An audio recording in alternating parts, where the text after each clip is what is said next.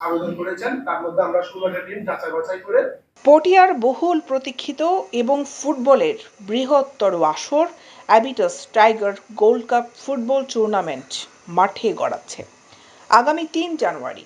চট্টগ্রামের ঐতিহ্যবাহী ও ফুটবলের অন্যতম শক্তিশালী ১৬টি ফুটবল টিমের অংশগ্রহণে বর্ণাঢ্য এই আয়োজন চট্টগ্রামের পটিয়া উপজেলার জিরি খলিল মীর কলেজ মাঠে এক জমজমাট আয়োজনের মধ্য দিয়ে অনুষ্ঠিত হবে।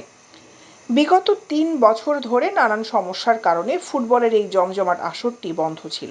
শৈল্পিক ও প্রতিদ্বন্দ্বিতাপূর্ণ ফুটবলের এই আসরটি আবারও শুরু হওয়ায় দর্শক ও ক্রীড়াঙ্গনে নতুন করে উৎসাহ উদ্দীপনার সৃষ্টি হয়েছে।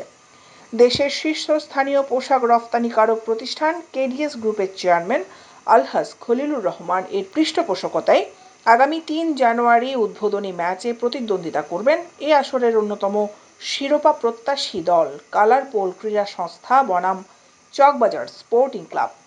বর্ণিলে উদ্বোধনী অনুষ্ঠান ও ফুটবল ম্যাচ উদ্বোধন করবেন টুর্নামেন্টের প্রধান পৃষ্ঠপোষক ও দেশের শীর্ষস্থানীয় পোশাক রফতানিকারক প্রতিষ্ঠান কেডিএস গ্রুপের চেয়ারম্যান আলহাজ খলিলুর রহমান।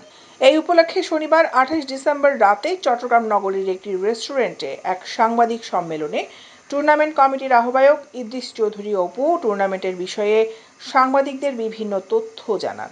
এতে র্যাফেল ড্রয়ের মাধ্যমে টুর্নামেন্টের বিভিন্ন দলের মধ্যে প্রতিদ্বন্দ্বী দলের ভাগ্য নির্ধারণ করা হয়। সংবাদ সম্মেলনে আয়োজকরা জানান ৩ জানুয়ারি উদ্বোধনী ম্যাচে প্রতিদ্বন্দ্বিতা করবে কালার পোল ক্রীড়া সংস্থা বনাম চকবাজার স্পোর্টিং ক্লাব। টুর্নামেন্টে মোট ৫২টি দলের আবেদনের মধ্য থেকে ১৬টি দলের অংশগ্রহণ নিশ্চিত করা হয়। ফাইনাল ম্যাচ অনুষ্ঠিত হবে ২৮ ফেব্রুয়ারি।